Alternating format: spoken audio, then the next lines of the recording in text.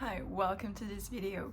Today I want to talk about a channeling that I gathered a few days ago, and it never felt like the right time to start recording, and it actually makes sense now because there's just more to it. So Saturn moved into Pisces a few days ago, and then Pluto moved into Aquarius yesterday, and I'm here today to kind of give you a little bit more information about those really random facts, like it's astrology, like what does it mean, what.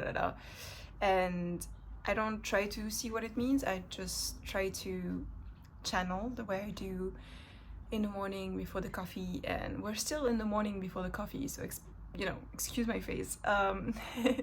But let's go with it. So Saturn entering Pisces is a reality check. So it affects the collective, just like Pluto affects the collective. They're not really personal planets. They affect the collective in different ways because we're all of different generations.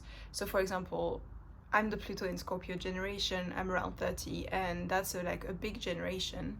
But for Saturn in Aquarius, for example, which I'm also, so that's what happened a little bit before when we had the Saturn return, and we're going to talk more about this a little bit later on this channel. But Saturn in Aquarius is a little 2.5-year thingy. So it considers the people that were born when Saturn was in Aquarius around 91, 92, 93, if I'm not wrong. So right now the collective is going to be affected differently, but I really wanted to gather up the general sensation and the general channeling that could affect the conscious collective and the unconscious collective. Those two are really prevalent, and although we don't always understand it, and we see what's going on in the news, and so we're collectively aware of something, we're conscious about it, we also have the unconscious collective, which considers the time that we're sleeping, which is a huge thing. Like when you're sleeping, you're still having another life, like your brain is resting and your body is resting, and there's a lot of things happening, but there's also something happening with your astral body, and that affects everyone, and that affects in the whole unconscious collective. So Saturn entering Pisces is a reality check. We had a lot of Saturn influence through Saturnian signs, like Capricorn and Aquarius are ruled by Saturn, so we had roughly 5 years of Saturn being in domicile. So it was a lot of discipline, a lot of groundedness, and a lot of authority, and those can both be felt as difficult and as benefiting whoever it applies to. So I'm not trying to create an aspect of good or bad, it's just neutral. You experienced it in a different way, and there's then the story and the narrative that was told to us and that we told ourselves. Saturn entering Pisces is a reality check because Neptune has been in Pisces for years. So Neptune is a very slow moving planet. Neptune is also, the god Poseidon, and it's all has to do with the underworld, with the unconscious that I mentioned already, with the collective, and with illusions, with a lot of veils, with a lot of protection, with a lot of just shimmering scales of a fish. It shows you all the colors, it shows you what isn't there as well. So we're having, and depending on where it's in your astrological chart, we're having a lot of illusions there. We're having a lot of filters that do not give you the clarity that you might need, and it's difficult because we're ready for the truth. And Saturn entering Pisces, where Neptune is giving us that reality check, that unveiling, that demystifying of everything that's been going on for you and for the collective for years. So a lot of truths are going to continue to come up, just like we've had with 2017, and a lot of things are just breaking away, a lot of things are opening up, a lot of new portals, and a lot of experiencing of what has been promised and alluded to. Now we're getting into that experience. We're actually gonna go there and see with our own wisdom and our own morals and our own living, breathing being, what's going on, like what's the reality of it? And that depends for everyone. So the mist is seen through, the veil slowly lifts, and better be ready for the truth. Sometimes the truth is harsh, and that truth is going to be delivered to you, and it would be very helpful to see it, because if you don't, then the lesson is gonna, it's going to take shape again and again, and it's just better to be able to sit down and find a way to see what is being told to you without judgment. And if you need help, obviously go see a therapist, go see professionals that can help you, because sometimes those truths have to do with the emotional self, the trauma that you've had with the inner child, with all of the past, and that can be difficult. So obviously if you need help, get help. And there's a lot of answers that are gonna come to the questions that you've been having.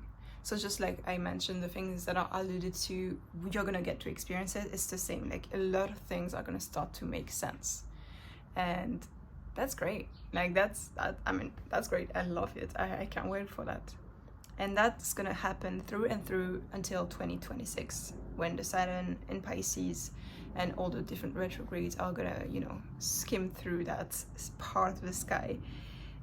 And that, I think, what I'm seeing, what I'm understanding from this, is that a lot of the spiritual things that we've been told, and a lot of the whole spirituality scene, it's gonna get very grounded. There's gonna be a lot of things that are gonna come out where we're gonna see what was false, and there's such a thing as the false light.